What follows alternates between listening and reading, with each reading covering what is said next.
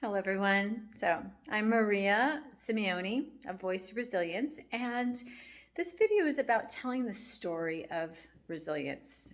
In my case, the story of my grandmother and my mother, and I hope it's a point of inspiration for you to reflect on, document, research the stories that have touched your life, that have been portraits of great resilience, whether it be exemplified in a woman in your life, a man, a child, an acquaintance. Well, probably more than acquaintance if they really influenced you, but maybe, who knows? But anyone who's really touched your life.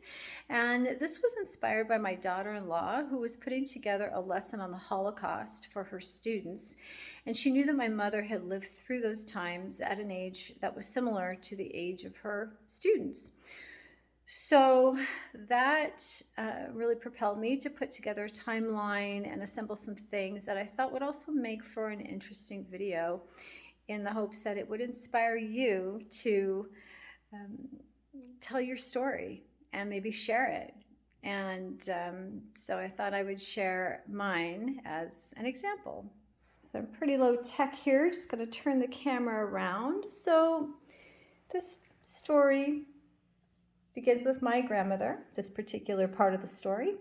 She was born Nandel Nador in Hamburg, Germany. And this is obviously my mother's mother. I was very close to her. She was half Hungarian, half German. She came from a family of artists, and she herself was an impressionist artist of the Impressionist school. Her father, Ákos, who was Hungarian, this is one of his works, my most favorite, really. He was a pretty prominent artist, particularly in the late 19th, early 20th century. And they moved around between Hamburg, Bucharest, Budapest, and Paris, and also Munich. And my grandmother, she studied art in Paris and also in Hamburg. And here she is with her sisters, Ilo to the right, Millie to the left. She became a photographer. Ilo was a wonderful artist, painter, who died quite young. She is a little close up. She died quite young at the age of 35 of pneumonia. So she was very close to my grandmother. They were very close, and that was, of course, a huge trauma and heartache for my grandmother. That's one of Ilo's sketches. And here's just a small example of a piece of art from my grandmother, Ilo, who, when she came to America, was known as Elizabeth. This is of a landscape in Ecuador where she had later immigrated to, and not this one, but one similar to it, ended up in being part of the permanent collection at the Colonial Museum in Quito. So now to begin the story of resilience here on the timeline. So my mother was born in 1934 in Berlin, and that was, of course, already in the midst of the Third Reich and all the really terrible restrictions and laws and things that were being rolled out against the Jews, and the concentration camps opening just a year before that. And here's my mother, Mariana, and a little arm you can see on the left, that's her cousin, Otto, I'm guessing, and my grandmother, who I called Omi, and her name, she went by Elizabeth for most of her life, but there they are. So the story goes, as retold by my grandmother and my mother, is that my grandmother was raised in a Lutheran home. Her mother was a Lutheran. Her father really didn't have any particular affiliation, or so she thought. He was an artist. They were bohemians, really. And in 1938, when my mother was she was 4 years old, about 4 years old, my grandmother wanted to put her paintings in exhibition, and to do so during the Third Reich required that she show proof of being an Aryan 5 generations back. So she began to assemble those documents, and she didn't need to go very far before she discovered that actually her father was born a Jew. And even though, he wasn't practicing, and he was more of a cultural Jew, I suppose. So she didn't really know about that part of her ancestry because he had really kind of distanced himself from the rest of the family. Partly, she had said, because he had fallen in love with a woman who was not Jewish, and he was afraid that she might reject him.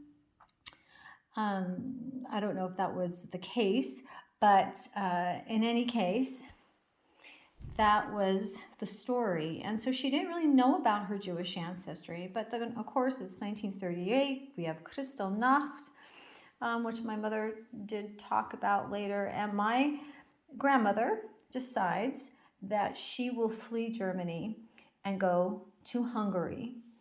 And since her father was a Hungarian, that was a possibility. They ended up in a little town called Szentendre.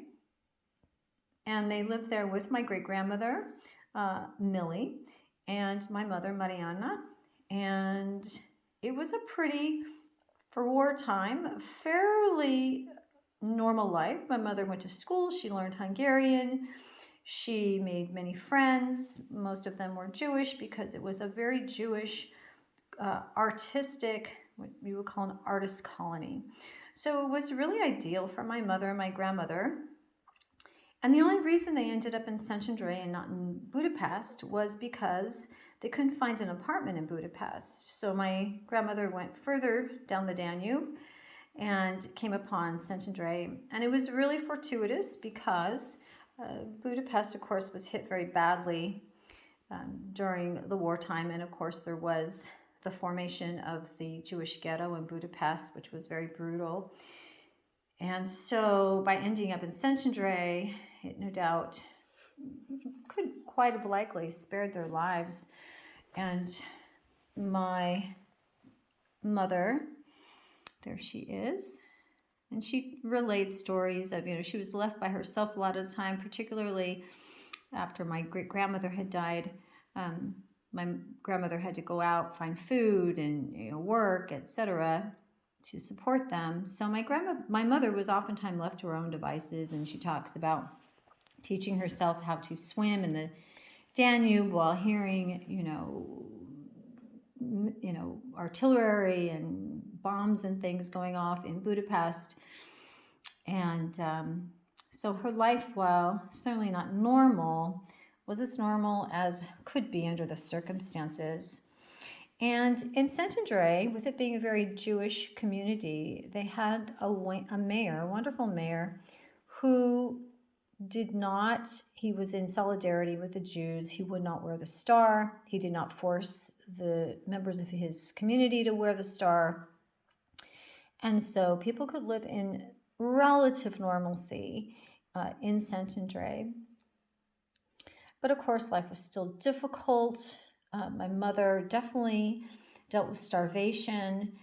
She felt very fortunate that at least in the summer they had fruit trees where they could get fruit. But they did beg for food, had to beg, they'd go to wherever the closest farm was and beg for food scraps. Sometimes once in a blue moon, if she was fortunate, there would be an airdrop from Switzerland with food. But life, of course, was incredibly difficult, and yet my mother still found a way to have her childhood.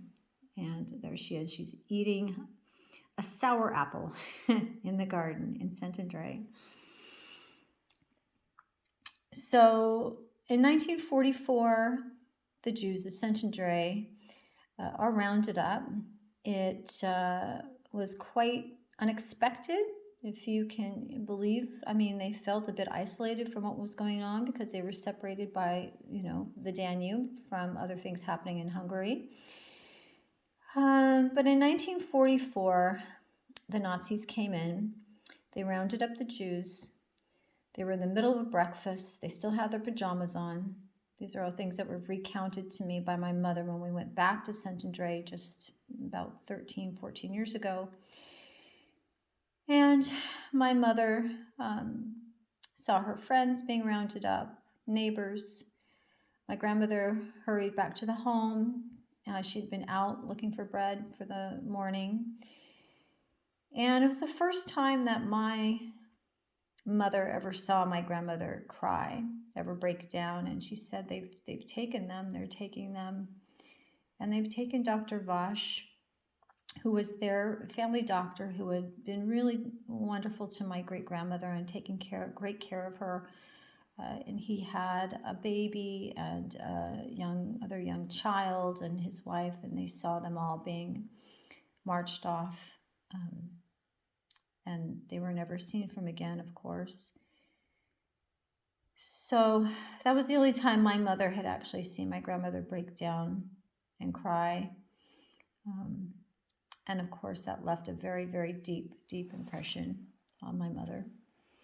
And on me as well, when we went back and we revisited the Holocaust Memorial Wall of the citizens of Saint-André. And it was quite emotional, as you can imagine. And then, if you can believe it or not, after the war ends in Europe, the communists later come into Hungary, and they were even more brutal than the Nazis. And so my grandmother decided, since my mother, this is her passport photo, decided that they would flee Hungary and they would go to Ecuador. Since my mother was part Ecuadorian and she was a minor, my grandmother, of course, had to accompany her. My grandmother had a man who was a client who she was doing his painting. He was the Hungarian ambassador to Ecuador.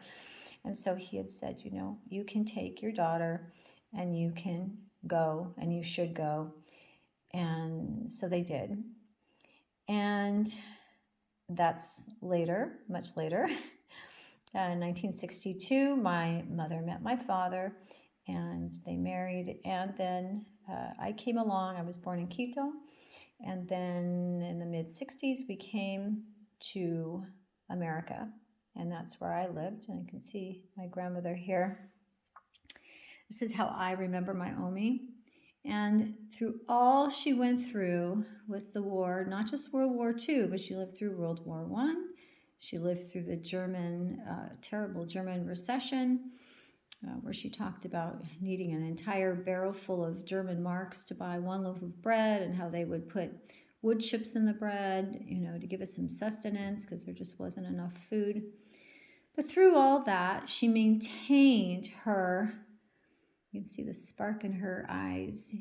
She just maintained her resilience. She maintained her passion for her craft. She never stopped painting. She never stopped drawing. She saw life as art.